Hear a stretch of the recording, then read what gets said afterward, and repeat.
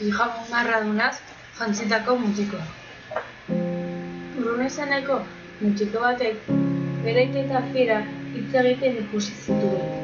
Auschwitzera joan behar zirela esan zion fierak bere aitari. Bruno oso triste jarri zen, Berlinen geratu nahi zuelako.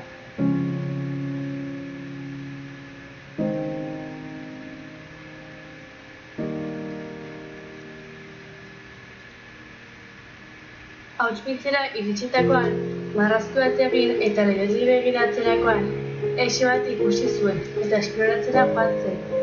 Esmol izeneko mutikoa eta aurkitu zuen, hitz egin eta lagunak bihurtu ziren. Egunero janari pixka bat eramaten zion. Kontatu zion, bere aita desagertu egin zela eta aurkitzeko laguntza behar zuela. Pijama marradun bat pasazion esiaren gainetik. Brunok jantzi eta esien azpitik barrura sartu zen. Zer gertatuko da orain?